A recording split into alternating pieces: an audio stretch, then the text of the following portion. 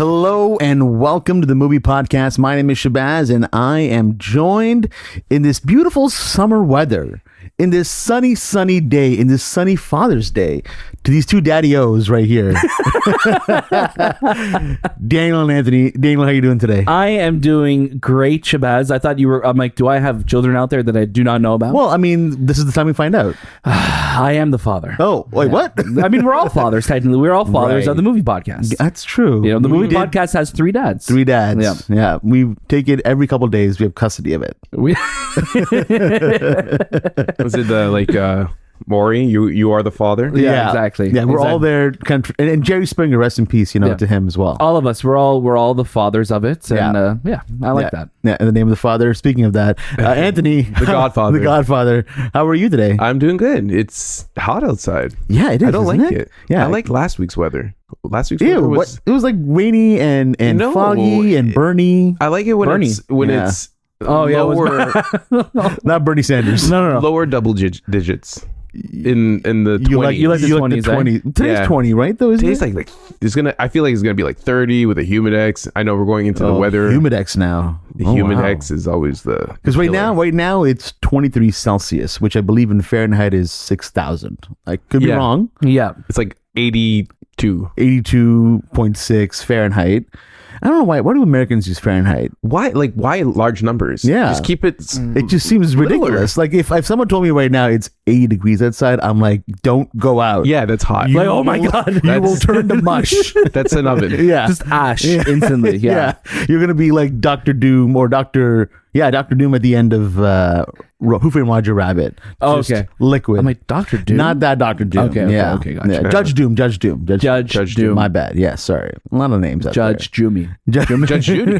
Judge Doomy. That's, Doomy. that's a different movie. Oh, I just Also a That's a very Fonzie different movie as well. Yeah, we're not reviewing that one today. No, I'm not talking about that. One's not on the list. No, but you guys are doing great. We've had a good week, I'd say, here on the Movie Podcast. Well, that's brave of you to assume that. Is it too much of me? We're having some good times here. I think so. We've had some good interviews we recorded. I'm not going to get into the spiel yet, but today's episode is going to be a little different as well. And when I say different, I mean the only major difference is we're going to be playing a little fun little game at the end, and we're going to be as zany as ever. We are, and we're also like switching some like segments around. maybe. The show's evolving. Spoilers. We're canceling the show. That's, We're that's canceling, how and then we we're evolve ending the show. Yes, Yeah, we are ending the that's how show. we're going down like a blimp right now. But you're right though. When I look at June, and I especially look at the week that we didn't have a main episode, Right. so last week, it was like a hell week when it came to screenings and interviews. We lived in a movie literally theater, had I like. think. We were at 5 different screenings. We had like 3 different interviews happen. And it was a lot. And we still haven't released all of the episodes and interviews that we've recorded that Absolutely week, which not. is wild to think. And I think we have a week like that coming up soon as well, which we won't say when. Sort of. It's that or last week. that right? day. Sorry. Like, hey, It you is know more all of that stuff you did in the day, that week, Yeah. now you're going to do it all That's in not the day. this week. No, the week coming. That's the week It's coming up. following So on. we're preparing Okay. for it. Like, start doing your workouts. Yeah. Put your reps in. Yeah. Yeah, that's Vocal the workouts. day the Earth stands still. that Yeah. day. Yeah. Feels like it, yeah. It's when It's all a- the planets align. It's a good day. It is a good day. It's a good day. Yeah, day. because once we record everything from that day, It'll be a day to remember. it will be a day to remember. And then the day that we release things in July, there's a lot of cool stuff. There's a lot of cool things, Yeah. a lot of great things happening here at the Movie Podcast. And of course, if this is your first time listening to us, hello, welcome. Hope you stay for the ride. As Daniel says, you're already in the best place for films or movies. So stick it right here. Say, I like to remix yours a little, give it a little spice stick to it it. right I here. don't like that one. Stick it right here. This is a maina for you. Oh, we got a main. What accent is that? It's almost like That's a Maine accent. it's a Maine accent. Yeah. It does sound like an accent from Maine. You Yeah. stick it right here. or it's like a villain from Gotham City in Michael Keaton's Batman. Yeah, from that era, not from the Ben Affleck era. is that a New York accent? Nah, it's just a bad guy. Hey, voice. boss. Yeah, Yeah. it's exactly that. Yeah, Anthony, remember the time that you tried to do an accent on the show and it went? Oh yeah, it went like everywhere? I don't do accents anymore because Yeah. they are A little problematic. They're problematic. A little problematic. They're immediately racist. They're immediately racist. Yeah. Immediately, I'm canceled. Well, nowadays, before when we were like nobodies, and we're still nobodies. We're still nobodies. We're zeros. Yeah. That was 0.1. Nobody cared. But if he does an accent today, Variety cancels us tomorrow. Yeah. And of course, you can follow us at the Movie Podcast on Instagram, Twitter, TikTok. If you haven't already, what are you doing? We have great contests on there. We have a contest right now going on for the Super Mario Bros. Movie Blu-ray. Is that correct, Daniel? That's the Blu-ray, and then the Blu-ray with the Blu-ray is Bros. Yeah, you can't see. You're already trying to do accents. You can't do it. Oh, but no. Is that a Mario accent? By the way, it's a Mario accent. Yeah, you ever heard of this one? Yeah, we have some Blu-rays and 4K copies that we are giving away right now. Yeah. By the time you listen to this, though, giveaway might be over. You're too late. It might be over, but that's why you need to follow us on these social media platforms so you can see these giveaways that we're having. We were giving away like trips to Japan, right? We were, and then we realized we can't do that. And then Super Mario. Yeah. So those who didn't listen missed out. They missed out. They missed out. No one won. No one won. Silly contest. We're going to go now. Yeah. Sucks. We had to win. What else? What else is popping in this world of today? Oh, you know what? Really quickly, I have a little plug to make. Okay. Plug away. Little like your plug? Yeah, I'm going to plug something right now. Oh, about us or about you? Because I don't want to hear about you. Why not? I'm part of the team. I guess. Okay, go for it, Shay. We have a Discord channel, and it's about us. It's not even about me. See? Thank God. And you go. Thank God he didn't talk about himself. Yeah. No, you can go ahead and join that conversation because we have a lot of great people in there. People were joining like crazy. We had a big week with joiners. I don't know. It sounds culty. It sounds like a cult now. Sounds derogatory too. It's like, you're such a joiner. You're not a follower. Yeah. Or a leader. Sheep. You're wearing a mask. No. No. We've had a lot of people join, which is great. And we're almost 100 deep now on the Discord group, which is really nice to see, and having all these people join and talk about what they're watching and then talk with each other what we're watching. Yeah. I think that's one of my favorite things about it, is that I think people know who we are and that we like to have fun, and I think we're kind of bringing those like-minded people together as well too in the Discord chat, which is nice. So we're having some good conversations there, and some good people join us there. Yeah, we have some great people join us talking about films, we have a Flash spoiler room open, because if you saw Flash this weekend, which not a lot of people did, I guess. Too soon. You can go ahead and join that chat and tell us what you did think about it, if you did see it, or there's a lot to unpack it from that film. Use an emoji to represent what you thought about it. Yeah. And then talk about it. Okay. I want to see emojis in there. I'll drop like a poll in there. How's that? Yeah. Poll? Yeah, a poll. Like a barf emoji. I'll drop a Poland in there. I was like, what does that mean? I don't get What's that term? Oh, you got to drop a country in there? Okay. I'm going to drop a Poland emoji. I'm like, I don't get what this represents. Use emojis as your vote, but like one of them has to be a barf one. Oh. And one has to be almost barf. The green face? Yeah. And then there's the one where it's like, oh, I'm barfing. And then one's a heart on fire. Yeah. There's a lot of different options. Yeah, I don't like any of these. It's a 42 emoji poll. Yeah. So like, I don't know if I liked it this much. Somebody used like the carp emoji. I don't know why. Carp? Like the two fish. Like why do they do that? Why do they do it?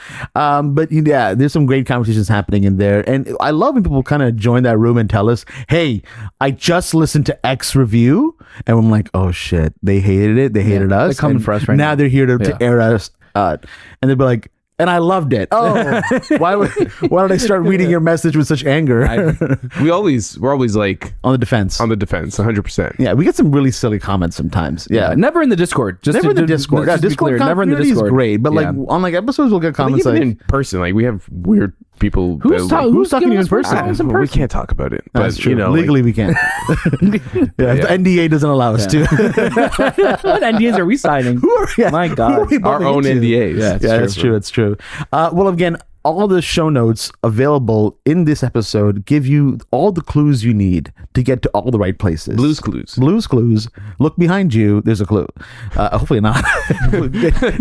Hopefully not. Daniel's creeping into houses at night. Putting our sticker somewhere. Like, it's just your logo. I don't get like it. vandalism. Yeah. You can't do that. No, you shouldn't do it. No. And of course, if you're watching us on YouTube, you won't be seeing our faces for this episode because we don't have cameras for this stuff yet. But we will one day in our studio.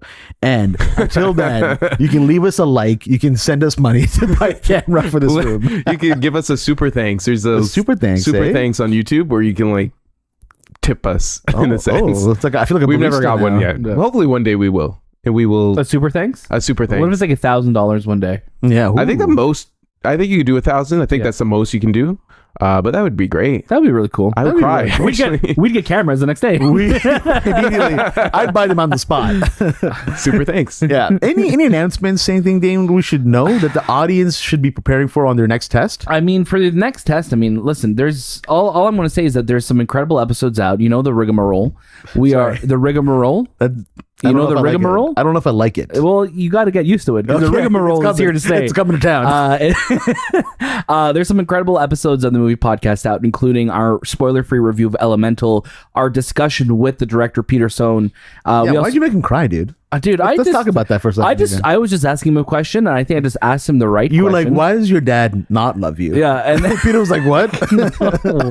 I literally asked him, I'm like, how does Pixar get past impossible? And he's like, Daniel, geez. Yeah, poor guy. Poor guy. Yeah, no, he left because I was outside the room waiting for you, and he left crying. Yeah, and I was just he's like, I'm never doing an interview with these guys again. Yeah, we're blacklisted. Yeah. No, he was wonderful to speak with. We got to speak to him in person all the way back in April. Oh my God. So that's been an interview we've been waiting to drop. So I'm so happy that that's out. We also have a great interview with Daniel Pemberton, who is the composer of Spider-Man Across the Spider-Verse, one of our favorite composers right now. Incredible score, awesome guy to speak with. Go check that out. There's a lot of little itsy bitsy details from the Spider-Man world, and some, if you're Phil Lord and Chris Miller fans, there's also some really great like little nuggets in there for you as well too. Other than that, there's some cool stuff coming up. Yeah, we're not going to tell you what's coming up, buddy, because we like keeping you in suspense. But there's some really cool interviews coming up, really cool reviews coming up. You know, it's like Shay said, like I said. You're already in the best place for movies, so stay here. Yeah, but this week we do have our Indiana Jones review coming out. Yeah, Indiana Jones review coming out. Following some interviews from Indiana Jones as well too. So we have a lot coming your way for Indiana Jones. And anything else that we have in the can already? Oh, Secret Invasion. We have some Secret Invasion. Yeah. So our review is out of the first 2 episodes, and we'll have our interviews releasing this week as well. Very soon. Lots coming this week. Yeah, I'm not saying who we're talking to, right? No. You got to stick it right here to find out. Exactly. Yeah. I want to. It's not Harrison Ford. I'm going to tell you. It's not Harrison Ford. He's not in it as well. That's why. That might be why.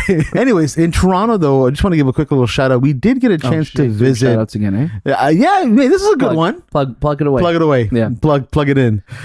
We went to one of our buddies. He opened up an art gallery and studio. Right? No.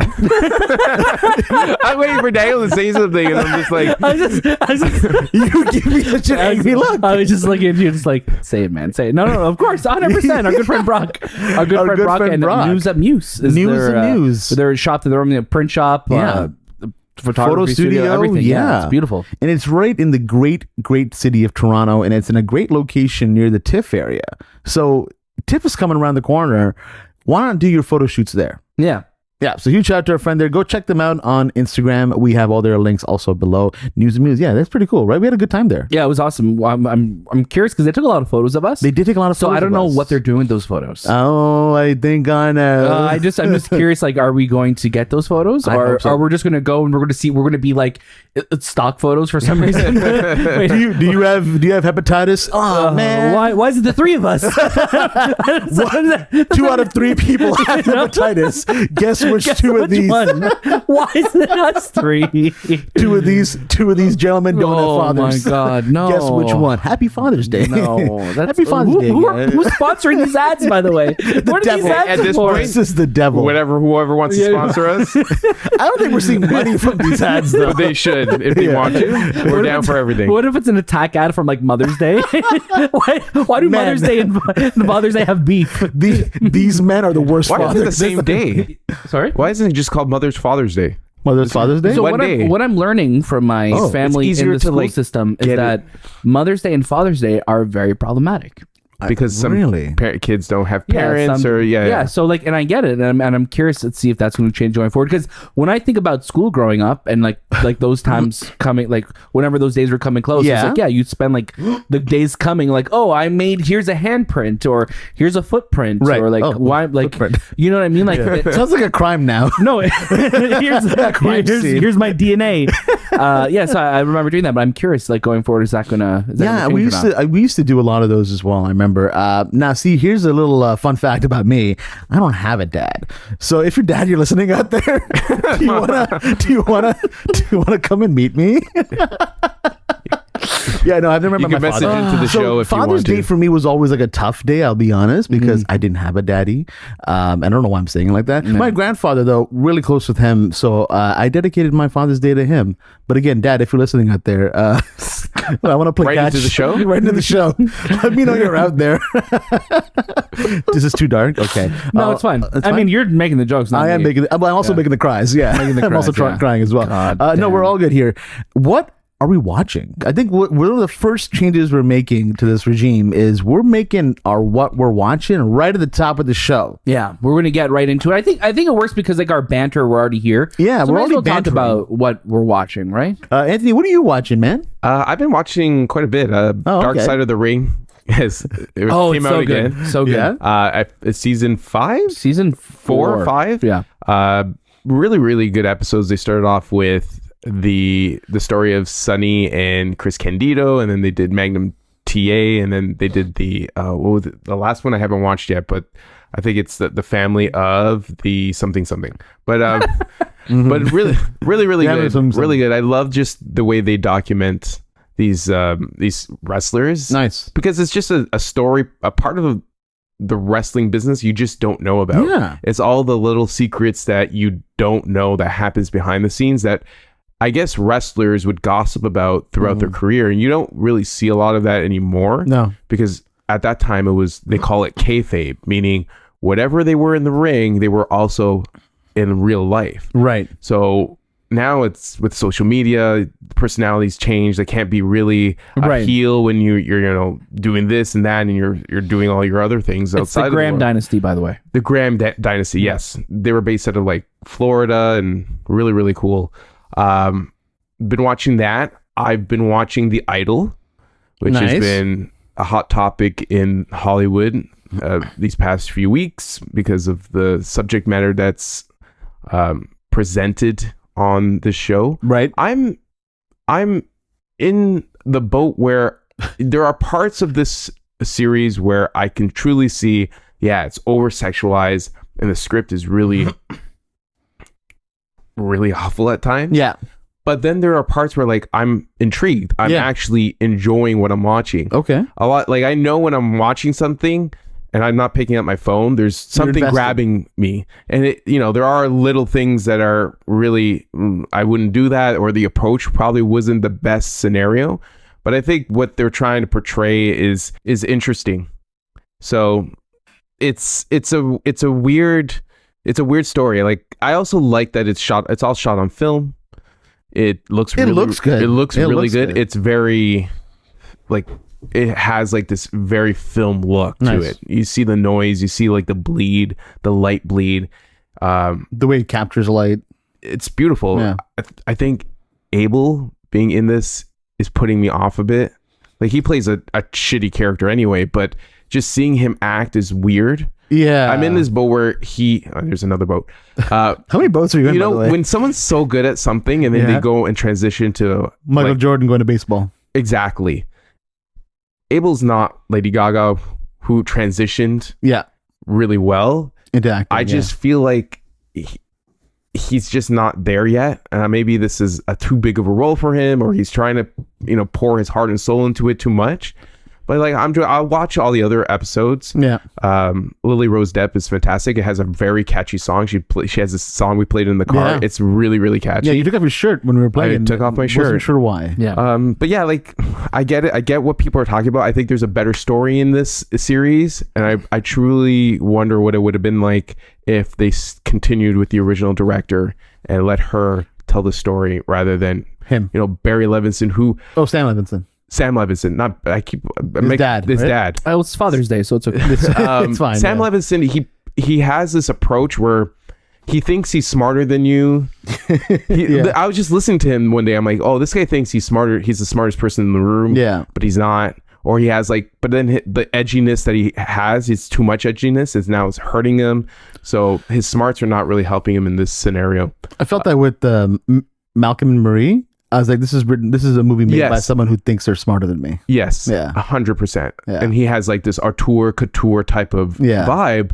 And it worked for Euphoria. And when I look back at Euphoria, truly, I'm like, man, this is a story about teenagers and we're watching them like they're adults. Right. But it's still like, they're still kids. They're like 16. Yeah. They haven't even graduated high school. And we're like, oh, this is edgy. This is cool. This is real. This is how it is. And like, nah, that's not how it is. Yeah. So I don't know. I'll continue watching it. I'm intrigued, but we'll see where this story ends. What else have I watched The Witcher because there's some cool things coming to the movie podcast. What accent is that? Is that a Witcher accent? Is that a Witcher accent? That was my Henry Cavill in Witcher. I feel defended. I can't do my Henry Cavill. Can I do a Witcher voice? No. He talks through his teeth. Talks through his teeth. Yeah. He's also British, so I think that's just how British people talk. But I'm rewatching it. Nice. To prepare for something. Oh, okay. But we can't talk about it. You can't talk about it. But yeah, like the thing with The Witcher, really good storyline, but the pacing, it fucking drags. Yeah. Like, I don't understand Hollywood and how they tell stories. Well, it doesn't take place in Hollywood, dude. Yeah. No, but I'm kidding. It's a monoline film. Like, there's so much expose and so much lore that you get bored. Exposition? Yeah. Yeah. I said expose. Yeah. I mean, what are you doing an expose on? Isn't that like the word for exposition? Like a short form for it? I don't think so. Yeah. Because expose, it's like I'm doing an expose on. Exposition. It's almost like an article, right? Yeah. You're exposing something. Exposition. Yeah.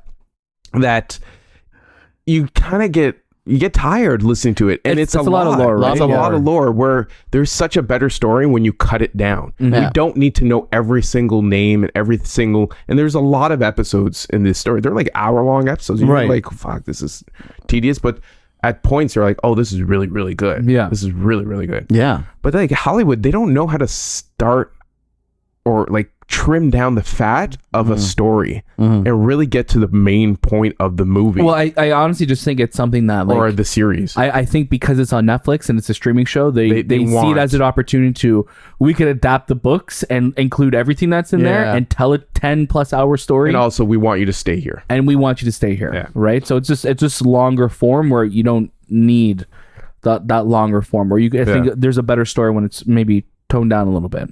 Yeah. So I've been watching that, and I've been watching another Netflix documentary called, and actually I watched 2 other documentaries that I didn't put in the list. I started watching Unchained, the Tour de France, which tells the story of how these cyclists prepare for Tour de France, and like you go on the journey of them winning their days and What's the it yellow. On?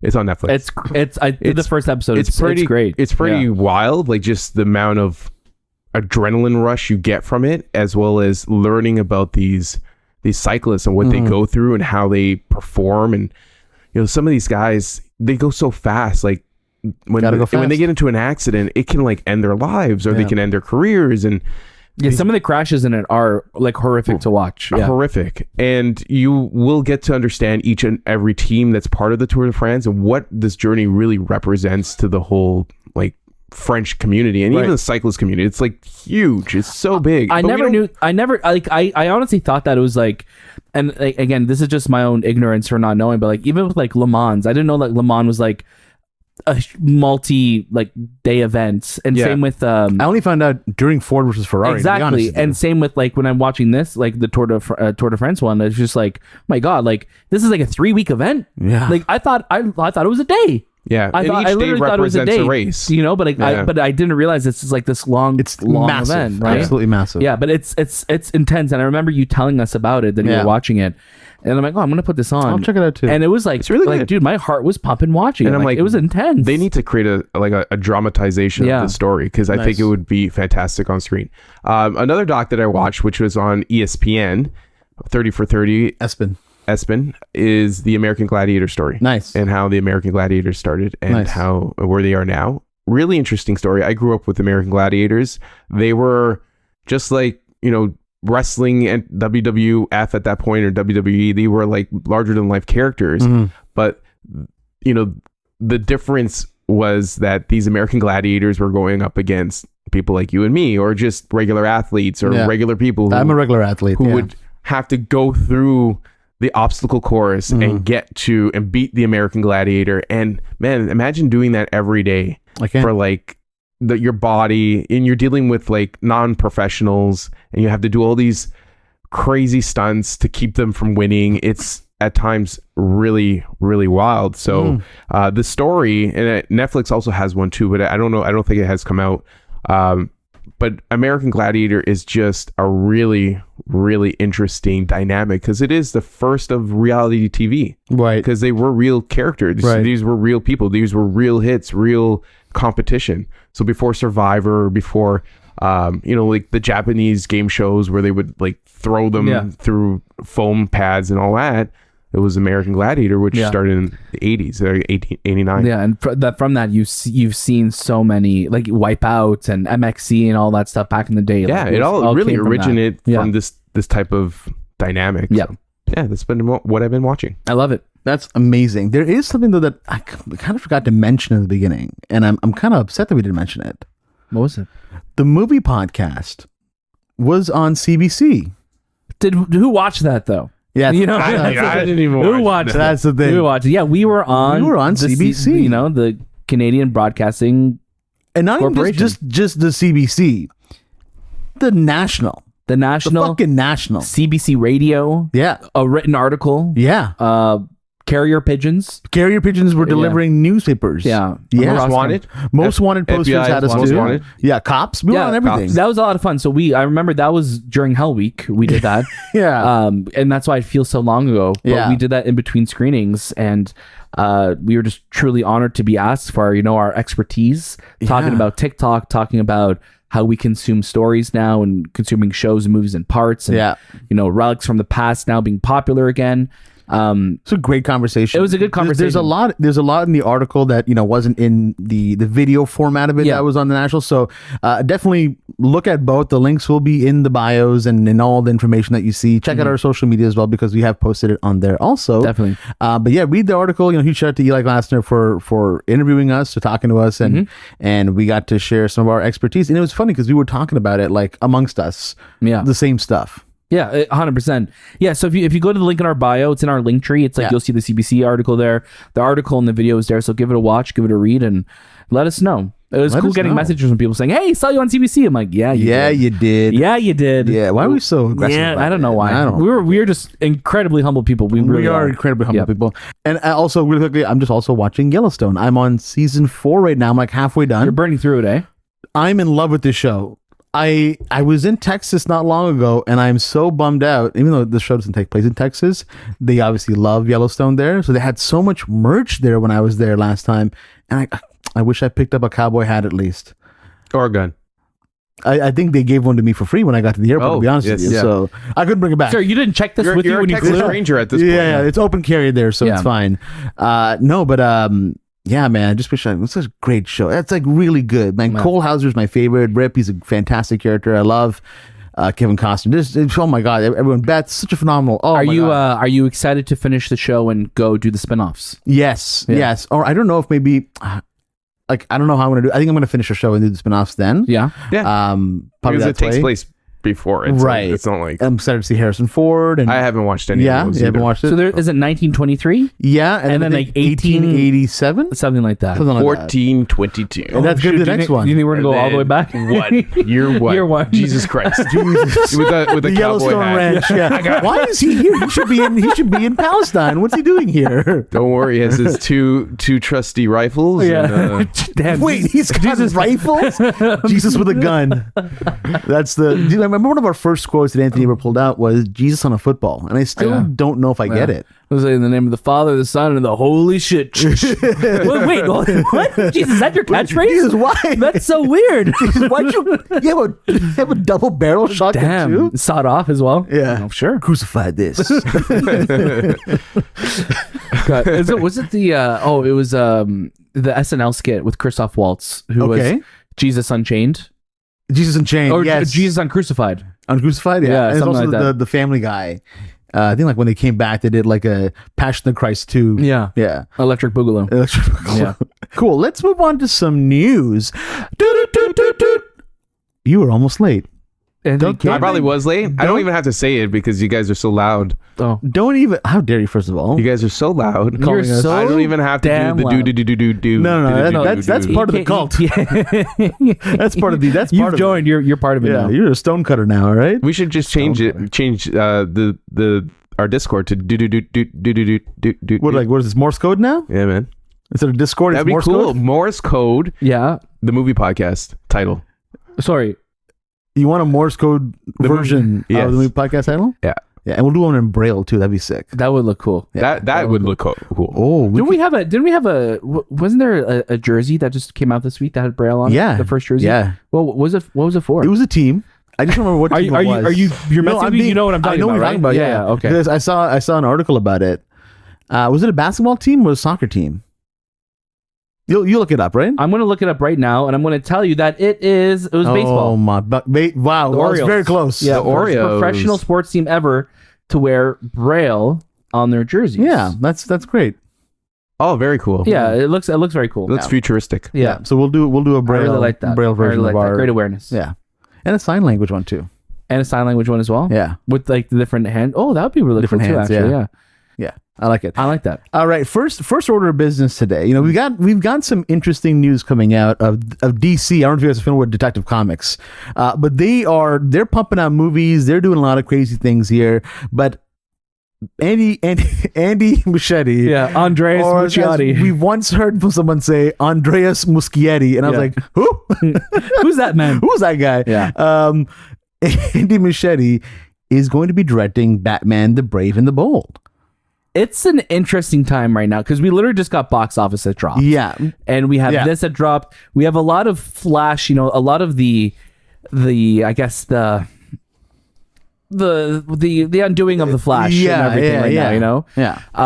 the spoils of everything that's been coming out. So take it away. Well, let's talk about this first, and I guess we could introduce all the other factors going into this right now. Yeah, essentially, I mean, it was reported, a little while ago that Andy Muschietti would be directing Batman: Brave and the Bold, and then no one had confirmed anything, and then pretty much just a couple of days before The Flash came out, it was official. Andy and his wife Barbara are going to be directing. Is his sister? It's his sister. Oh, that's gross. Then I have. Oops.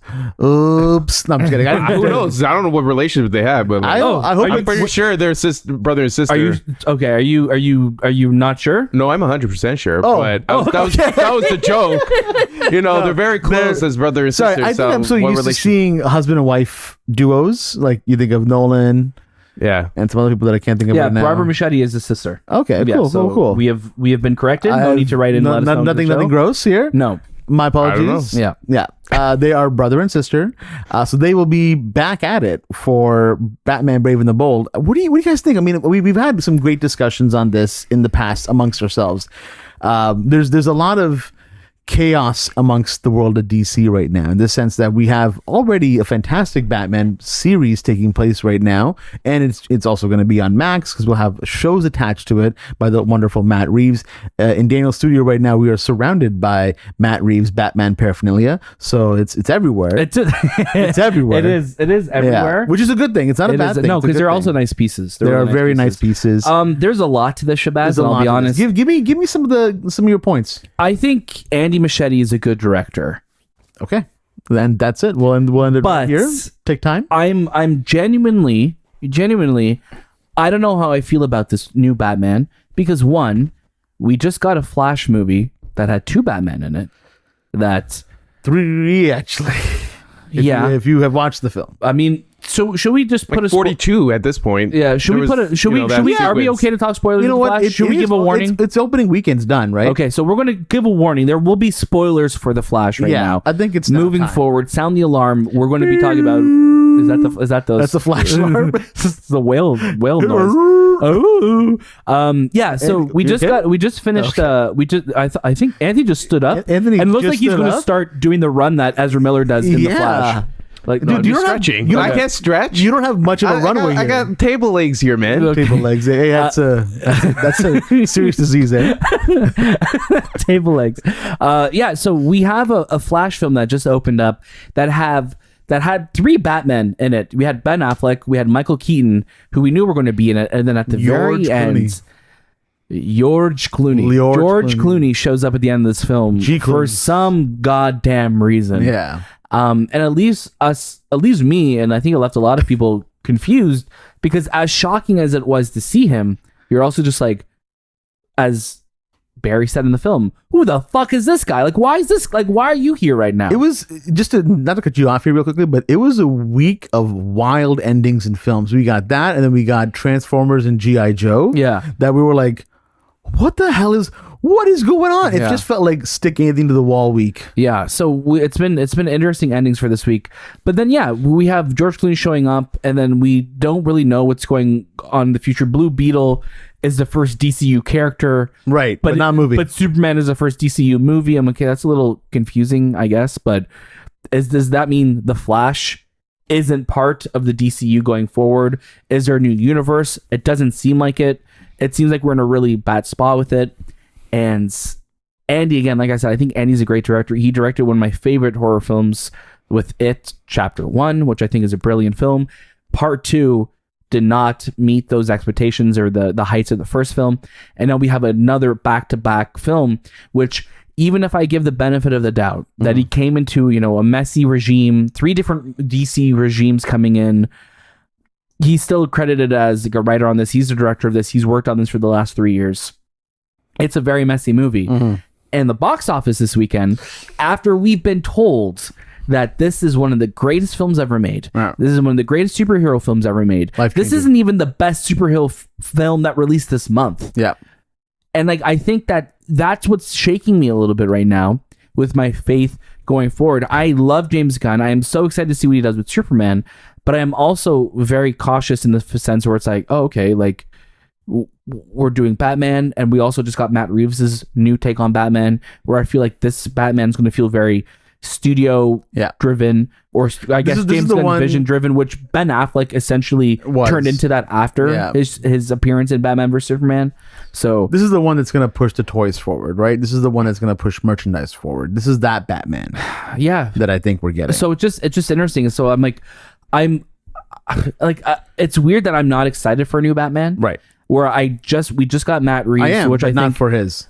Exactly. I'm excited for part 2 of the Batman, but for Batman Brave and the Bold with Damian Wayne and whatever's going forward, I'm like until it happens, because it feels so far away. Like there's no way we get this movie before 2027, right? At this point, or 2026, if that.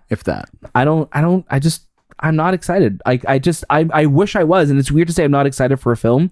I think once you actually see it, I'm like, oh, that's cool. Yeah. But because we're eating so well with what Matt Reeves has given us. Yeah. I'm like, that's kind of where I'm focused right now on Batman. And I don't really care about whatever this new take is going to be until I guess it gets here. Yeah. Anthony, what about yourself? Well, I'm in this mindset that not a boat. I don't want to see another superhero film other than the Batman. What about Beyond Spider-Verse? Sure. But like live action. So you don't want to see the animated one? No, he's talking about live action. Oh, sorry. Live action movies, yeah. Because I think animated form always works. Okay, cool. In pretty much all aspects of a comic book type of story. Sure. But for me, I just don't... It doesn't matter anymore because I got Endgame. Right. And that's it. There's nothing that you can make me happier than Endgame. That can make me happier than Endgame. Because that is essentially that 25 superhero movie run to that point was a culmination of just 10 years. 10 years, great storytelling, and it led to an event that we all loved, and I think culturally was huge for everyone. Yeah. Right now, I don't care about comic book movies anymore. After watching The Flash, it all looks the same. The story is not connecting with me. And they should be, because these books always did. They always connected with me. They kind of got me into this world, and I feel like the storytelling is lacking in all parts, Marvel and DC. I did like James Gunn's Guardians, but again, I totally forgot about it. It's not like this like it was monumental. A good movie, but it didn't stick with you again. Yeah, and I think it's just that I got to a point where I'm so happy with what we got with that everything before phase 4? Yeah. Phase 4. We're in phase 5 now, Marvel. When we went to phase 4 and phase 5, every year I just started not caring anymore because I'm like, I'm satisfied with what I got. And we also were getting a lot. We were getting a lot all at once. And even like we watching Secret Invasion 2, and you could listen to a review, I just wasn't excited for it. I just need to be excited for a story like I was excited for Andor, because that was so out of the blue, and it was a story that I didn't expect, and it's about characters that don't even matter because they're dead, and it was still one of the most exciting TV series that I've seen. And that year, or it ended this year? Yeah. It ended last year. 2022? Yeah. Okay, yeah. It ended December, right? That time period, November, December? Right. Yes. But nothing... Or technically it ended in November. No, but yeah. Yeah. But I just... Sure, whatever you want to do. I'm excited for the Batman because I know the storytelling and what Matt Reeves is doing. But everything else that this, James Gunn has put out, it's all going to be like a commercialized vision of what Warner Brothers wants. Right. It's not going to be the Batman. It's not going to be this really good written script where fucking this dude who spent 2 years writing the script before he even started making the movie. Yeah. And he wrote the other script during the hiatus of the other 2 years. And I don't know. That's where I'm in. And I think I just feel, and it's not fatigue. No, it's not fatigue. It's not. I think we're fatigued of weak stories. 100%. That's the biggest thing. And James Gunn actually spoke about that on Michael Rosenbaum's podcast, where he's like, I think people aren't fatigued at superhero stories. They're fatigued at big spectacle films that just don't give us anything. No. And I think it's true. And I think a lot of studios are guilty of that, where we get like these big action CG driven messes. And you're just like, I don't know how I'm supposed to feel after it anymore, right? Exactly. And that's why I feel like when those movies come that shine through, like the Beyond the Spider-Verses, like Guardians Volume 3. I want to be surprised. It's one of those things like, oh, wow, like you went and you told an incredible story and that resonates. Nothing about Batman Brave of the Bold feels like it's going to be a director, artist-driven film. Right. And I think that's my biggest issue with it, where you look at Matt Reeves' Batman, you look at Christopher Nolan's Batman, hell, even you look at Zack Snyder, what he did with Batman, those feel like very director-driven decisions of who these characters are. Tim Burton's Batman, right? I'm not going to count the Joel Schumacher ones. Even those are the studio ones. Yeah, because those are studio ones, and even though there's Joel Schumacher like isms in them, those are still playing off of the world kind of built by Tim Burton. Yeah. You look at every version we've gotten of Batman up to this point has been very director driven. Ben Affleck's unfortunately kind of went off the map, especially in The Flash compared to what we've seen him in Batman vs Superman or even Zack Snyder's Justice League.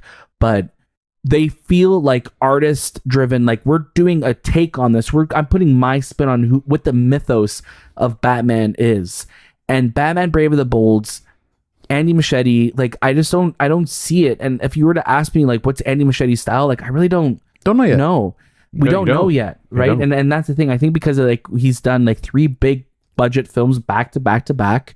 I'm just curious to see what his identity is going to be to this, or if it's just going to be like the studio soup of the day. Yeah, of like this is what we're doing right now. Yeah, and that's right? What it's. You're right. It's like the soup of the day. Yeah.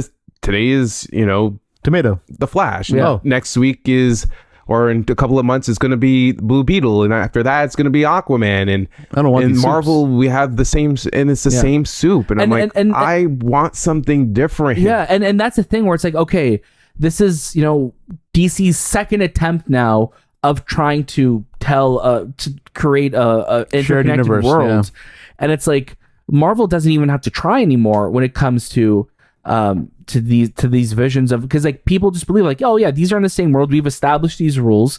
And look at the Flash is suffering now because it's been a movie that's been years in development. Well, we're going to talk about the box office soon, and we're going to talk about everything else surrounding it. But it's like you have a movie that's coming out that people don't care about. The DC brand is so damaged at this point, and one bad superhero film is bad for all superhero films. Oh yeah, because it's like this. You have it's a string, right? They're all connected. They're all connected. It's like spaghetti. Yeah. You know what I mean? But it's like one bad film is bad for all of them. Absolutely. And guess what the next superhero film is? It's another DC one. Yeah. It's Blue Beetle, which is a character that not a lot of people know who Amy Reyes is. Right? Like that Blue Beetle is a character that's really loved in the comics, loved in animated shows. He's a great character in gaming, with the Injustice. But he's also like a C-lister, a character. Absolutely. You know what I mean? Yeah. And it's like, we're going to try and make him popular now. But it's like, okay, but this movie's also coming out in August. And it was originally an HBO Max film. And now it's going to be pushed into theaters. Is it going to do well? And it's also, what is this whole thing about? This is the first character, but not the first movie. So you're telling almost us, as if like you're almost saying like, I don't approve of the movie style. Exactly. And that's the thing where it's like, okay, does the movie not matter then? Yeah. You're telling us like that messaging makes me feel like the movie doesn't matter. The character, I'll watch it when he's in the DCEU. That's it. But I don't care about the film that's coming out now. Then, yeah. So like that's I think really poor messaging going into it. That's for general audiences, and for us obviously like we don't care, but mentally we're gonna be like thinking that way when we watch that film. And listen, these films live on the internet, and I mean like these discussions live on the internet. Don't think people seeing Warner Brothers copyright struck so many accounts of footage that wasn't even The Flash. Yeah. Because that affects people's opinions online of seeing things and everything like that. It definitely did this weekend because The Flash opened with 55 million, for, all the way from its projected 70. Disastrous. 55 million. That's less than Black Adam, which was a stinker as well. Which is wild to think that like 55 million, that's so less. Wild. That's less than Shazam did. Yeah. The first Shazam. Yeah. That's less than what the Incredible Hulk did. Yeah, it's wild. It's absolutely insane. And I mean, Warner Brothers, if you're listening, I don't know why you did 600 different fan screenings. So many people watched this movie for free. And I think they were banking on, if we show different versions or different cuts, or if people really like it, they'll come back and watch it a second time. It didn't work. I don't know what kind of movie you had. It was a bad film. But I don't I don't know what they did. I don't know because the messaging that we were getting from this was this, like James Gunn even said, this is one of the greatest films ever, and if he believes that, sure. Yeah. But it also makes me like question. They a little said bit, it was Godfather, Goodfellas, then The Flash. No, but he said again on Rosenbaum's podcast, it was just one of the greatest films ever. We were getting touted that this is the greatest superhero film ever made, one of the greatest superhero films ever made. Everyone's going to love it. And listen, they did exactly what they needed to do to get the goodwill and get people talking about The Flash. When it opened at CinemaCon, you had a good buzz coming out of it. And then they did 1 million fan screenings. And guess what? Every single fucking person who would have been there opening day to see your movie and give you money already saw the film. And every single influencer is not going to go see it again. And my gosh, the influencers. And this is the influencers. And this is the thing though, right? It's like, dumb decision, Warner Brothers. Dumb decision. But like this is the thing. Now we have all this positive word of mouth that's happened weeks ago. Yep. 3.5 weeks ago at this point. All of the good word of mouth is gone. Because now all that's left is the general audience going to see it and going, what the fuck did I just watch? Yeah. The well is dry. Yeah. Absolutely. There was a weird attempt, really quickly, well, since we were talking about box office, Elemental opened up to 29. That's criminally low as well. Yeah. That is that's bad the lowest news ever, right? That's bad news. That's lower than the first Toy Story. Yeah. So I'm curious to see what's going to happen moving forward with Pixar, and next year they're going back to 2 a year releases. I do think Disney Plus, like Warner Brothers saw as well too, like that did a lot of damage to people's perception of this is going to be available to watch at home. And this is also the unfortunate thing. When a movie performs bad, it just means that it's sooner to come to home release. Absolutely. So like it's like a perpetual cycle that you can't get out of it. And you know what? It may find its home on Disney Plus. Yeah, look at Coco, right? Coco. Yeah. Coco, no, sorry, Encanto. Yeah, Encanto. Exactly. It'll find its home there.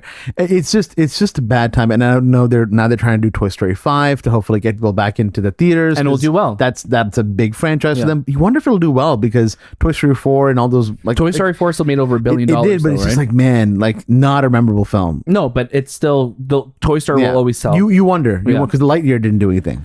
Yeah, but Lightyear wasn't Toy Story. I know, but it's just still those characters. I'm not disagreeing with you. I'm just saying, sounds like you're disagreeing a little bit because I think you're stupid. But no. But we look at Toy Story, and again, Toy Story 4 came out 2019, so we're also in a pre-pandemic world. Pre-pandemic. We're in a pre-Disney Plus having everything day and date world that Pixar was doing for a couple years.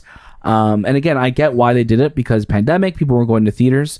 But when you have films like Luca and Turning Red and Soul on your platform, day and date, I think people are like, you know what, we could also wait to see it. And also, you're opening up against a giant superhero film. Absolutely. It's an interesting which choice. Also didn't do well. Yeah, it was but it split the audience, right? It definitely split the audience. Wrong week for Elemental to be out. Yeah. I just, even if it was on its own, I don't think it would have gained a lot of money in July. I just feel like this movie could have probably been better off in November or December. Holiday season. Yeah. It's more, it's not the summer blockbuster that they were thinking it was going to be. And it's the same slot that Lightyear was in, that Lightyear underperformed in, right? Yeah. But as we see, and obviously we were seeing with Tom Cruise this week, trying to get like IMAX screens for Mission Impossible, these studios plant their flags so far in advance. Like Elemental had this release date probably 4 or 5 years ago. Yeah. Right. We were seeing already probably we start, Disney announces, slots for 2023 in film. Here's and, the Pixar and beyond. film here, And like, we don't know what it is, but they know it's either going to be Elemental or it's going to be, Elio, whatever is ready for the limelight. Also, sorry, I watched the trailer for Elio. Yeah. I did not like that trailer at all.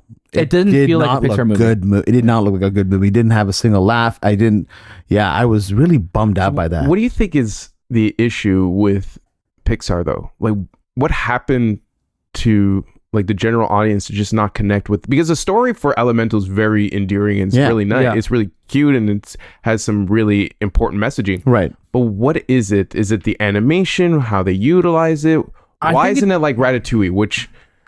I wasn't expecting you to say Ratatouille or Nemo. Why are those stories? Or WALL-E or Toy Story or Monsters Inc. or Incredibles. I think because we know the Pixar formula. Yeah. And I think a lot of that too is the same kind of issues that people are getting on the MCU side, where it's like, we're familiar with what this is, and it's almost starts to feel a little predictable or not. But even then, I don't think the issue is the quality of storytelling, because Pixar's films still review generally well. Yeah. I think it's just we're coming out of a pandemic. Going to the theater is expensive. Pete Docter said this himself in an interview with Variety this week.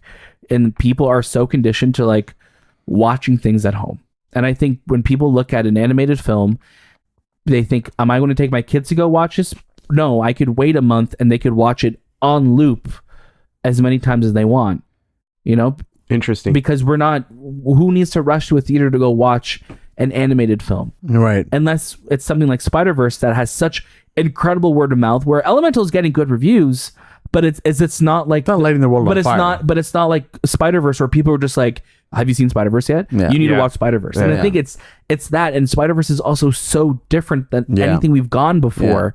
It feels fresh. That people want that fresh. And even though Pixar has the greatest animation in the world, I just think that people are so used to it now, people take advantage of the work that Pixar does. Absolutely. Where it's just like, it's amazing, but I've seen it before. And it's like, but you need to realize this is like what they're doing, blah, blah, blah. But people are just like, people just don't treat animation like they treat other films. Do you think Pixar needs to start rethinking the demographic for their films? Like their age groups? Because it's always going to be kids, right? Everything they've ever made is kids.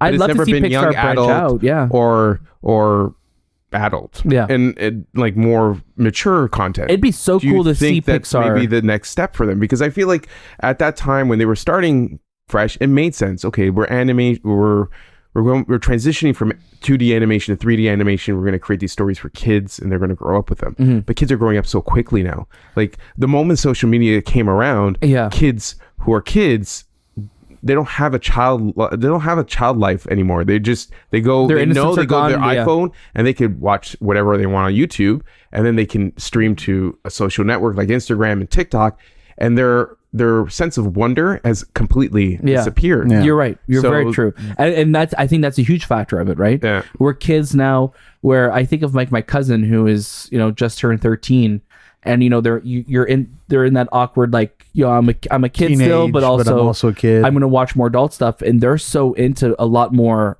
not adult, but more this like they love Euphoria.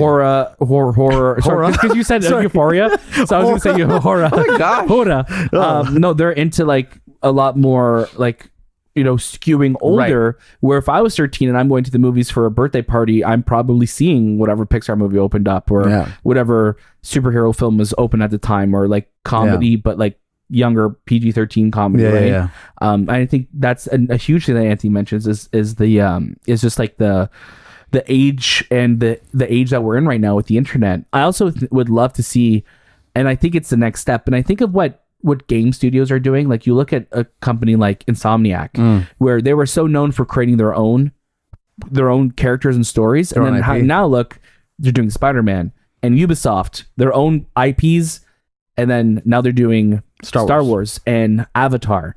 And I think there's going to come a time where we're going to see Pixar doing or adapting an IP. Zelda. That I don't think they'll do Zelda. No. But I think they'll do, like, it'd be cool to see. I mean, your company owns Marvel and owns Star Wars. Like a Star Wars film animated by Pixar or a Marvel film animated by Pixar, I think would be amazing. And I hope Marvel Studios does animated films in the future too, because you look at Spider-Verse and it's like they're technically considered in the same multiverse, right? So I mean, like, you have so many opportunities there to tell cool stories, and I know Pixar is set on always telling their own stories, but when it kind of starts to feel like, oh, what if feelings had feelings, or what if Italians had feelings? Italians had feelings? You know what I mean? Like, I always think of like that joke, that those memes that we see. Yeah, it starts to feel like we're getting the same type of stories, but just with like new skin sometime. Yeah.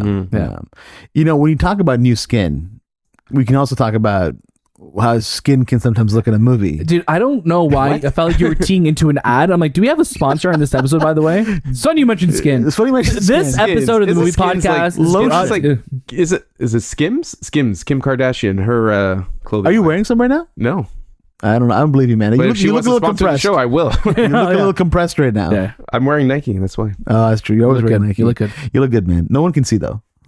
Yeah, no one cares. Yeah. No, speaking of skin, skin is a very interesting thing to animate. My God, I was wondering. I'm like, is he going? Okay, all right. CGI. Let him cook. Let me cook, guys. No, CGI. Bad CGI is a very difficult thing to defend, and it's also something that's been it's been occurring a lot in movies and television now. We have so many studios fighting for the ability. It's almost like fighting for IMAX screens. They're trying to fight for animators, hours, and VFX artists to kind of create amazing CGI. And sometimes we get really good CGI, like we did with Avatar: The Way of Water, and then sometimes we'll get Ant-Man and the Quantumania, or Ant-Man and the Wasp: Quantumania. So we'll get a lot of great things and a lot of bad things. And then one of the recently rough CG looking movies was The Flash. It had some bonkers CG at some points that we were like, oh my God, what the hell are they doing? Like, now that we can talk about spoilers, let's go to the Christopher Reeves, let's go to the Nicolas Cage uncanny valley looking ass motherfuckers out there. The scary ass babies that he's scary ass babies that reminded me of Son of the Mask. Yeah, I'll be honest though. I will be honest, and I'm not, like, I don't mean to compare movies. Okay. Quantumania looked way better than The Flash did for me. Okay. Like, Quantumania had at least the effects felt like they were in the world more. Right. Flash effects were like jaw-droppingly bad for me. Right. I get that. Not to compare effects. And again, this is Andy's going to have an excuse for it. He has an excuse. But like, it just comes down to underpaid workers, them having a million projects on the go, not being compensated for it, and not having enough people working on it, and being crunched time-wise. We have a lot of friends in this industry that are just constantly under the gun when it comes to working on effects. So the blame is never on them, but we only could criticize the final result that we get, and that's a reflection of the studio more than anything. And Andreas Muschietti or Andy Muschietti defended the CG, the rough looking CG for the movie by saying the idea, of course, is we are in the perspective of the Flash. Everything is distorted in terms of lights and textures. We enter this water world, which is basically being in Barry's POV. It was part of the design, so it looks a little weird to you. That was intended. Okay. I think that's BS. Yeah. I really do think that's BS. And I hate that this was a quote that is given, because this is going to be memed. It already is. Forever. Already is. Like, right? Oh, this was the intent. And we've been seeing a bunch of them on social media. I think that is such a weird, like, yeah, you could have a distinct look that you're going for, but when things look awful, like, that's not intended. Yeah. Like, that is just, this was a last minute decision, or this was just not planned properly. Yeah. Because you look at what we got in this film, and it's shockingly, like, there's some shockingly just, this is a film that came out in 2023. Yeah. It feels like a movie that came out in 1998. Yeah. The baby faces will haunt you. Yeah. Like, that's not, that there's no way that when the Flash is in the Speed Force that the baby faces just look like that. I would never go in the Speed Force. I'd be too scared. Like, that's such a bullshit excuse, because everything's slowed.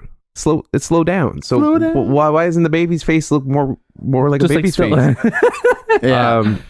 But yeah, what Daniel said is exactly the truth. It's underpaid VFX artists, not enough VFX artists, VFX studios who are like under the gun, and also very, very strict with their employees, where, you know, these studios they're like pop-up shops. They last a movie and then they go away and someone else opens one up and yada yada.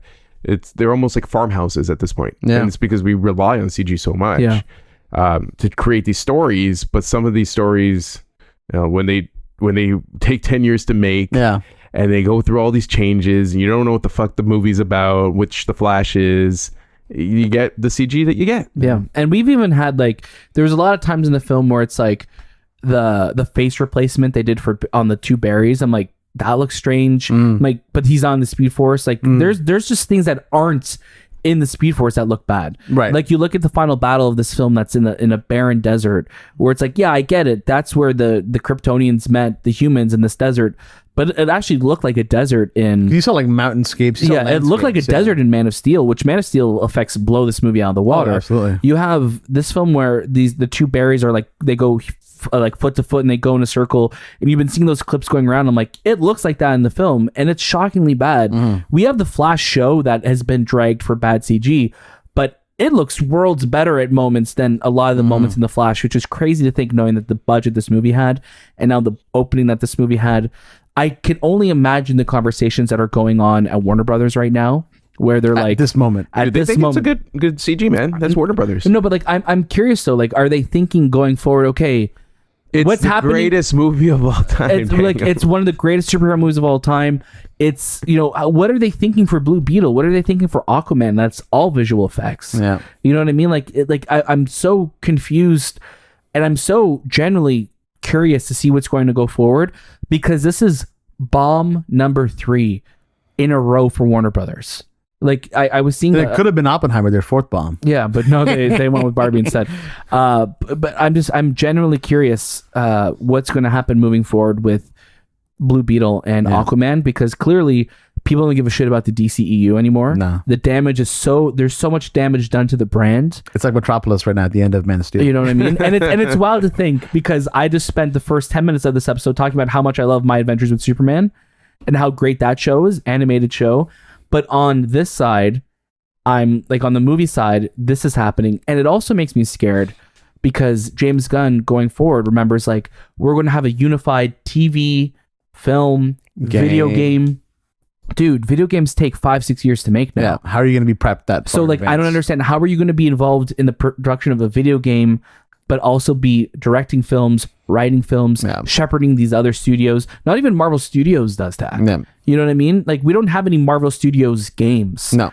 And like, that's like, that weren't like movie tie-ins like back in the day. We don't even get this anymore. Right. We don't get this anymore. But like, I'm so curious, and I'm scared that it's going to stop development of things like My Adventures with Superman, because they want to have a unified TV show side and animation side where it's all going to be DCU. And I don't want it to be that. I want there to be able to have projects that can live on their own. Look at Batman Caped Crusader. Warner Brothers chucked aside a J.J. Abrams, Matt Reeves, and Bruce Timm produced series and sold it to Amazon. Is it Amazon or is it Netflix? Prime? Oh, sorry. It's Prime. Yeah. Prime Video. Yes. Is going to be the home of a Batman TV show. That is wild to me. That is so crazy. Adult Swim is another one that was going to be on Cartoon Network, and they pushed it to Adult Swim. Right. And it's going to be on HBO Max the next day, or Max the next day. Yeah. But it just makes me really curious to see what's going to happen. I don't think people talk about, Batman vs Superman being the low for the DCU, Suicide Squad in 2016. I think this last year has been the lowest, since Wonder Woman almost. Was Wonder Woman 2021 or 2020? I don't think the DCU or DCEU has recovered at all since then. Yeah. It's been a rough go. And this last year is, I honestly don't know what's going to happen. Mm. Yeah. TUDUM. Oh, wow. Someone just turned on their Netflix because we're about to go into the TUDUM event that just happened in Sao Paulo, Brazil. Welcome to Brazil. Wait, it happened in Sao Paulo? I just guessed. I'm assuming. It happened in Sao Paulo. Yes, yes. It was a live event. Everywhere else is pretty much like Netflix would be on fire. That's true. Yeah. A lot of stuff was announced. I don't know. Long event. Let me talk about some of the quick things that were announced. We got season 2 of Squid Game, just announcements of the cast. I loved Suicide Squad. I was gonna call it Squid Game. It was a really fun show. It was not fun. It was more depressing. But it was a great show, really well written, and it was entertaining. I really hope season 2 can kind of... You watched it as well, Anthony, right? Yeah, I did, yeah. Yeah, I really hope season 2 can kind of do something. What show is this, sorry? Squid Game. Oh, Squid Game, yeah. Yeah. Yeah. I think it needs to be less what's the word I'm looking for? Soap opera-y? Yeah. Koreans, they love soap their operas. TV series very soap opera-y, and more again, cut the fat and just focus on the story. I agree. We also got a trailer for You season 5, or more of just an announcement from Penn Badgley. Yeah, he was just like, "Hey, hermana." What? Are you The Rock? It's coming. Yeah, and we got clips of past appearances like Jenna Ortega. So the internet's like, oh, is she coming back? And I think with the way that she is right now, with the way You was with the last season, I can imagine them bringing her back. In You? In You. Oh, interesting. Yeah.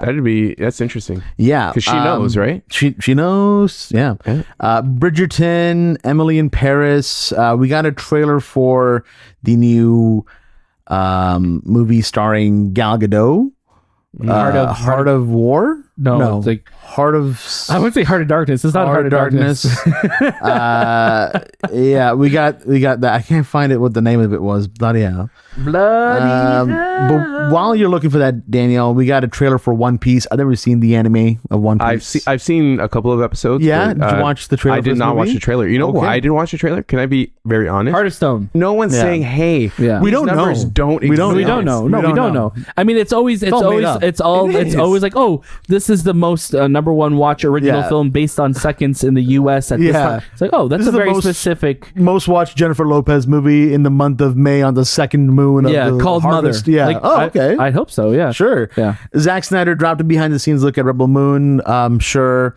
What else did we get? We got look at the Avatar, The Last Airbender, pictures from it to see how the new cast looks, and we got the creators of Game of Thrones, David Benioff and D.B. Weiss, are doing their first Netflix show, which I'm assuming they got paid millions to do, called The 3-Body Problem. It's based on a book.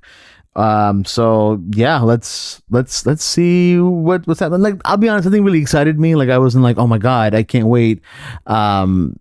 So I think we're just gonna when it comes out, we'll hopefully have reviews for some of these things, and maybe some things we won't. Yeah, I mean, and that's the thing. I mean, Netflix is going to have Netflix has some amazing, content, which we hate saying, shows and documentaries and movies. Sorry? He said episodes. No, like of shows, of movies, of TV shows coming out. Yeah. But a lot of them, like the Tour de France one, like sometimes like it's, you got to kind of look for them. You got to look for it. You got to look for it. So I'm excited for more, but I just wish that, it's hard because like we're in an age where these things just come and go so fast. And, even you, Shay, were mentioning like Extraction 2 is out, but you weren't even seeing it on your homepage. I've seen the first Extraction film on my Netflix account. They can see how many minutes of it I've seen clearly. Saturday comes around, I'm like, oh, I wonder if that new Extraction movie came out. I opened my Netflix page and it wasn't even on the homepage. I had to really search for it to find it. That's weird. Yeah. AAA titles like that should be the first thing you see when you open up the app. Yeah, and it's not a Netflix issue. You know, Disney Plus happens with Disney Plus too, but luckily Disney Plus I think is really good at putting things on the banner. Their banner's good, and even their like new to Disney Plus is like one of the first rows. Yeah, it doesn't switch. No, and that's the thing. And also Netflix changes depending on what platform you're on. The layout of it is different if you're on Apple TV versus your TV app or the app. And I think this happens with Prime Video as well too, where I remember Prime Video is at least a little bit better now, but I remember when One Night in Miami came out, and it was nowhere on the homepage. I'm like, this is a Prime Video movie. And you know what Prime Video does that I'm not a big fan of is they put a trailer in front of the series you're about to watch.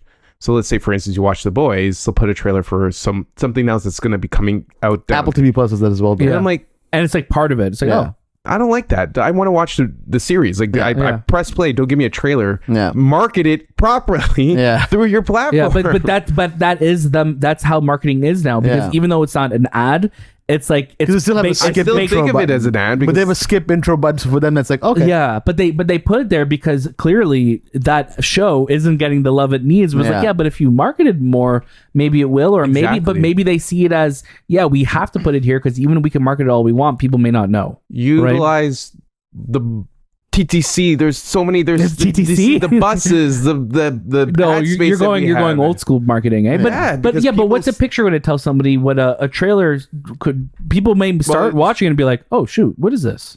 You know.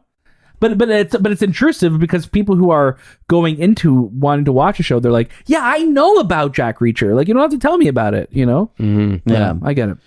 Speaking of release dates, Disney's kind of shaking some up, so I'm just going to quickly drop some of these in here. Live action Moana will be released on June 27, 2025. Deadpool 3 has moved up from November 8th, 2024 to May 3rd. That's its third new date now. That's interesting that it's getting pushed up earlier because it's part of the writer's strike and everything. Wait, so it's getting, because it's shooting now. Yeah. So it got from pushed, November to May. But it got moved up. Pulled up. Oh, wow. Pulled up, yeah. To 2024? The same year, yeah. November 8th to May 3rd. Wow, so it's going to be May next year. Yeah. Wow, we're less than a year away from that movie. I know. There's no way. We'll have to see. There's no way. An untitled Star Wars movie is debuting on December 18, 2026. Might be the Rey film, I'm assuming. Maybe. The Avatar 3 is now December 2025. Avatar 4 is December 2029.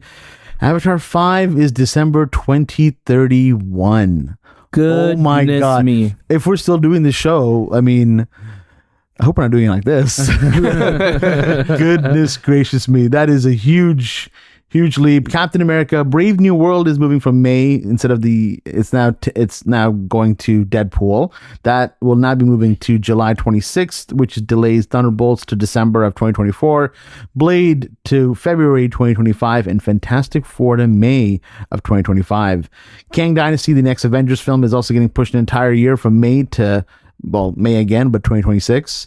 And Secret Wars is jumping from May 2026 to May 2027. Is it because they're looking for a new Kang? I don't know. We don't know anything yet. But there's a lot of shifts. I mean, obviously the writer's strike, which, pay the writers, is still happening. And until that comes to a conclusion, this is something that we're going to be seeing quite often. And I honestly don't even think that, in all honesty, like I know a lot of the stuff with Jonathan Majors is up in the air right now.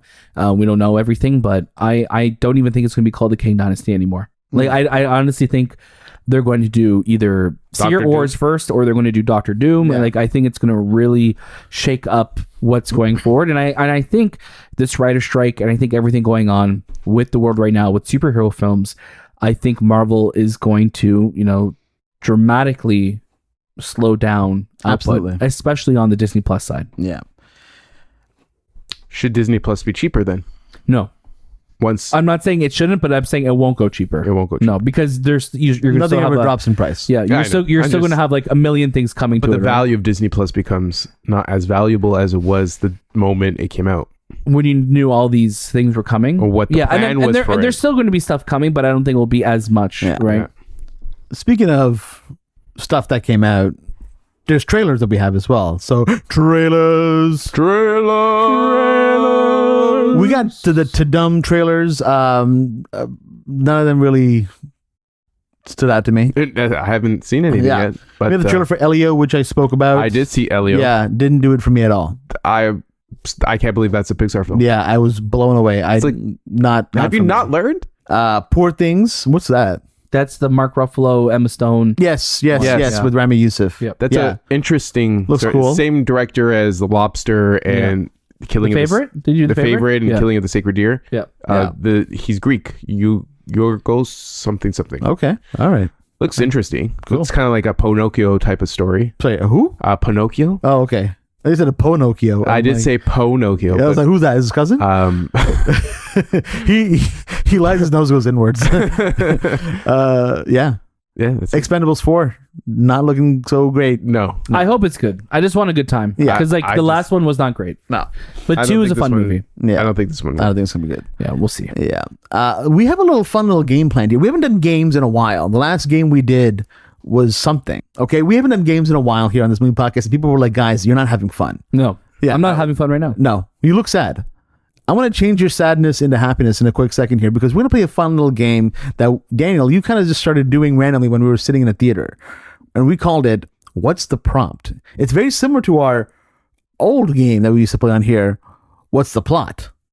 Remember about the plot, guys? Yes. Remember how young and happy and full of life we were? Yes. We're going back to that full of life era with a quick little game called What's the Prompt? And essentially what we're going to be using is ChatGPT, the enemy of the writers. And we're going to be creating a prompt in there. Like, write me a quick plot about a movie about XYZ directed by so-and-so.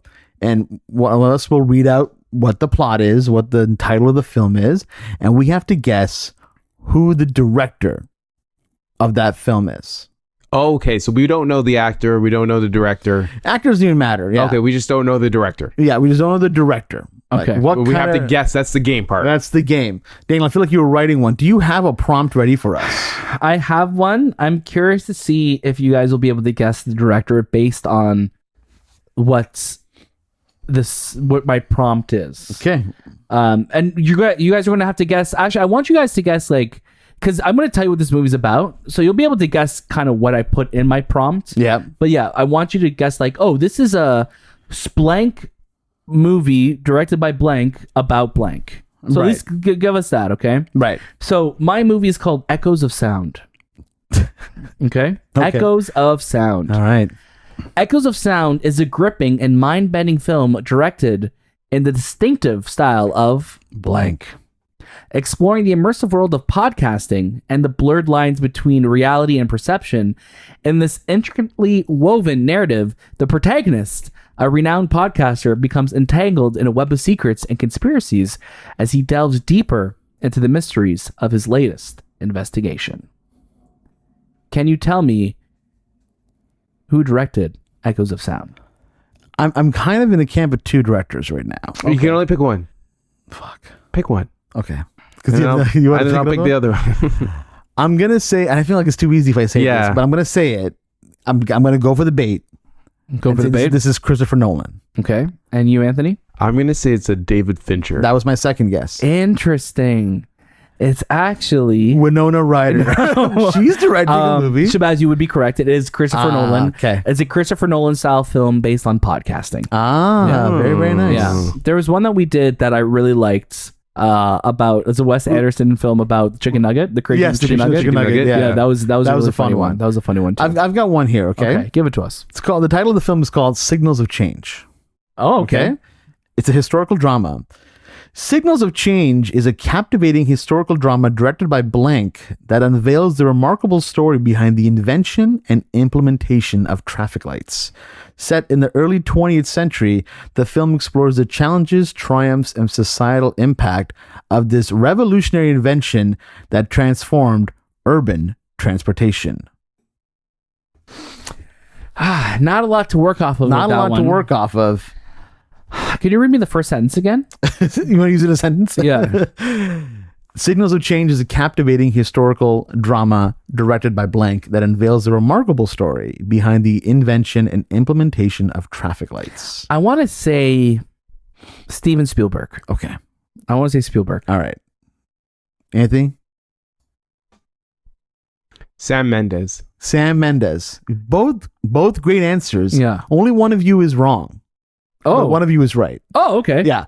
Steven Spielberg is correct. Oh wow! It is Stefan Spielberg. Yeah, I had a feeling. I had a feeling because it was like a historical drama. Yeah, it was like remarkable. I was like, oh, like this feels like a this feels like an Amblin ass movie. You know what I mean? 100%. Yeah. Anthony, do you have one for us? I'm writing one right now. I'm gonna get another one ready. Okay. But what we can do is talk a little bit more about. I can't believe that The Flash did $55 million this weekend. Yeah. Like, we didn't talk about that too much. Yeah. We just kind of spoke about everything else around it. Crazy. But $55 million. It's low. $70 million was already low. Yeah. This is... I'm so curious what James Gunn says to this. I'm very, very curious. You know, because, like, what did they expect going into this? Did they always anticipate these numbers, but they were trying to, like, make people think that it was going to go bigger? It was it's a lot. It's upsetting. It truly is upsetting. But yeah. I'm sorry, guys. It's okay, man. I'm just thinking of. I'm just gonna see if it. I don't know why I picked this, but we're gonna do it. Cool. Let's do it. So the title is called Feline Rebellion. Feline Rebellion. Yeah. In this uproarious comedy, Feline Rebellion, directed by the renowned duo of X and X. Mm-hmm. We delve into the mischievous lives of a group of cats who have grown tired of their human owners. Frustrated with being treated as mere pets, they band together in an unexpected alliance to reclaim their independence. The story follows a diverse cast of charismatic felines who lead double lives, putting on a show of loyalty and affection during the day while secretly plotting the revolt at night. There's Felix, an adventurous tabby with a taste for danger. Cleo, a sassy Siamese with a knack for causing chaos. Whiskers, a mischievous tuxedo cat skilled in unlocking doors, and Ginger, a grumpy Persian who despises being groomed. Their secret rebellion gains momentum when they stumble upon an underground cat network led by the enigmatic tabby cat, Whisker Boss. This underground society, known as the Clowder, is comprised of cats from all walks of life, each with their own grievances against humans. Whisker Boss, a wise and charismatic leader, guides the group in their pursuit of freedom, teaching them the ways of the feline unity and resourcefulness. I can go through on and on and on. No, but I'm curious. Is it like the duo director? You said. So I want to say. So I want to say what this movie's about as well too. Obviously, like it's about cats revolting against their owners. So is this a Phil Lord and Chris Miller comedy based on cats revolting against their owners? Is that your answer? That's what my answer was also. But if I'll choose something different then, just to kind of spice it up. Duo directors. Okay, yeah. I'm gonna throw a random one out there, which I don't think is correct, but I'm gonna throw it out there anyways because the only one I can think of at the moment. Not the Safdies. I'm gonna say the Wachowski sisters. Daniel's right. That's the one that I wanted to go with. Yeah, it is. You could tell it's duo and it's a comedy. Yeah. So yes. Phil Lord and Chris Miller. Chris Miller. I like Do you have one? So I got so distracted by Anthony's that I didn't write one. But you got one? I have one. Yeah. Please. This movie is called Inverted Reflections. It is a surreal drama. Inverted Reflections is a mesmerizing and thought-provoking surreal drama directed by Blank that delves into the extraordinary life of a young boy named Theo who is born with a profound physical anomaly. Arms for legs and legs for arms. Through Blank's masterful direction, the film takes viewers on a visually stunning and emotionally resonant journey that explores themes of identity, resilience, and the profound ways in which we perceive and connect with the world. Ooh. Connect with the world. Terrence Malick. Okay. That's your answer? Yeah. Daniel. Man, that's tough, man. I feel like you're going like real weird with this one, like a little bit weird. Like you're going with like Ang Lee or some stuff. Like you're going like weird with it. I don't know why. Okay, I don't know why. Yeah. That's my guess. Well, give me Ang Lee's your guess. Ang Lee is my guess. Ang Lee and Terrence Malick. Francis Ford Coppola. Interesting. Yeah, directing a young boy named Theo with arms for legs and legs for arms. I like that. We'll do one more. Okay, so I have one. Okay. Title: Snowbound Delivery. Okay. In the gripping drama Snowbound Delivery, directed by the legendary X, we follow the harrowing journey of a determined man battling the forces of nature to deliver a life-saving package within 24 hours. Set against the backdrop of a treacherous winter storm, the film explores themes of resilience, redemption, and the power of human connection. I don't know why, and I think I know why, so I do know why. I don't know why I said I don't know why. I want to say Robert Zemeckis. I was going to say Robert Zemeckis too. Yeah. That's so funny. I was just thinking it was Zemeckis. Do you have another name that you want to, just like a backup so in case we're wrong? Oh, man. Another one other than Zemeckis. No, I'm doubling down on Zemeckis too. Clint Eastwood. Oh, that was my second guess. Interesting. Oh. Yeah, I see it. Well, that's great, man. I'm glad. So that's such a better. There's some like the things that we talked about today are so much better than what we've gotten in films in the past 4 years. Oh gosh. You're coming after the writers. I now, feel eh? like well, why aren't we using this in this? No. Writers.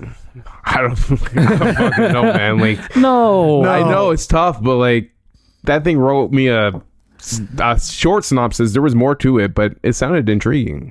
All right, well, hopefully I'm really curious. Yeah, I'm really curious what the future of AI is going to look like when it comes to scary film and television and everything. It's really scary, and I get why writers and creators don't want to have it because it's just also just regurgitating other people's work, right? Yeah. That's the biggest thing. All right. Well, I mean, that was fun. That was a good time. Let us know what you think, what games we should play. There will be a lot more games. We're going to keep trying to change up these main episodes because we know the audiences love it. We know people are here for it. And we want to make sure things are fresh and exciting. So we're going to have more fun, more games coming down the road. Stay right here because this is the best place for movies. So stick it right here, according to Daniel. It's not according to me. No, it's according to, you've said it more than I've said it. I have never once said Stick it on the wall. Stick it on the wall. Daniel's words. Put it in your pocket. Yeah. Stick it on your butt. Oh, okay. So this is the Movie Podcast. We have main episodes that come out throughout the week. We have reviews and interviews with phenomenal guests and phenomenal films and also sometimes not so great movies, but that's fine. And they drop all throughout the week. We have a Discord that you can join as well. All that stuff is down below in the links, just like all that stuff we talked about today. We were on CBC. So if you haven't checked out the National, you can check it out below because the link will be there for that as well. Again, that was This Time with the Movie Podcast. And we'll see you next.